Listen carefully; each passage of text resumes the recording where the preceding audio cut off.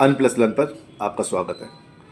तो जैसे आज आरबीआई ने अपनी मॉनेटरी पॉलिसी डिक्लेयर की है, तो अपना जो शेयर बाजार है तकरीबन 250 पॉइंट ऊपर था, और निफ्टी सेंसेक्स 250 पॉइंट और निफ्टी तकरीबन 50 पॉइंट ऊपर थी। पहले तो बिल्कुल ही ठंडी थी मार्केट, फिर थोड़ी सी ग्रीनरी में आ गई, ऊपर आ गई। तो जो इंटरेस्ट रेट है वो आरबीआई ने अनचेंज रखा है, वैसे का वैसे ही। और जो स्टांस रखा है वो है न्यूट्रल, 5.25% पे ही। और जो सी आर आर है वो रखा है नो चेंज, जैसे था वैसे का वैसे ही, 4.5%। जो एस आई आर है वो भी रखा है इन्होंने अनचेंज्ड। और जो इन्फ्लेशन है वो थोड़ी सी बढ़ गई है, FY27 की 4 से 4.2% हो गई है लास्ट क्वार्टर की। तो इन्फ्लेशन बढ़ी है तो थोड़ी इन्होंने जीडीपी की भी अपवर्ड किया इन्होंने। पहले 6.8 था, अब 7% कर दिया, क्योंकि इन्फ्लेशन बढ़ी रही है तो वो जीडीपी भी इंक्रीज होगी, ऐसा उनका अनुमान है।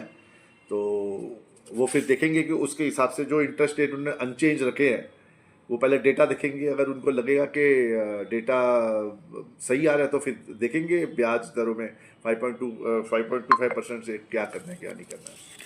और दूसरी बात ये है कि जो उन्होंने बात की है गवर्नर साहब ने, कि ये अपना जो इंडिया यूरोप की ट्रेड हुई है और इंडिया और यूएसए की जो ट्रेड एग्रीमेंट साइन होगी, तो उसमें भी इंडिया का एक्सपोर्ट बढ़ेगा, तो वो भी फ़ायदे का ही सौदा है।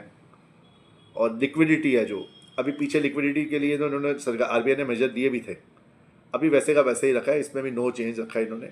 और एक डिजिटल फ्रॉड के लिए उन्होंने 25,000 का कवर दिया है। मतलब अगर कोई छोटे मोटे जैसे फ्रॉड होते हैं डिजिटल में, 10,000, 15,000, 20,000, 25,000, उसमें अगर हम अगर अपना ये हमें फ्रॉड हुआ है हमारे साथ, तो उसमें हमें रिकवर हो सकता है 25,000 रुपये तक। लेकिन उसमें बहुत टर्म्स एंड कंडीशंस है, जैसे उसमें हमें एफआईआर की कॉपी भी देनी पड़ेगी और बहुत डेटा भी लगेगा उसमें।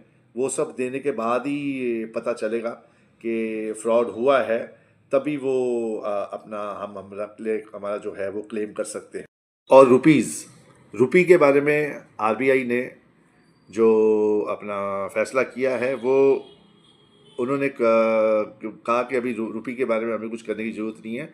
तो जैसे ही आप उन्होंने ऐसा कहा कि, तो एकदम देखो कि रुपी हमारी एकदम डॉलर के हिसाब से कमज़ोर हो गई, मतलब ऊपर से एकदम नीचे गिर गई, रुपीज़ का हमारा नीचे आ गया।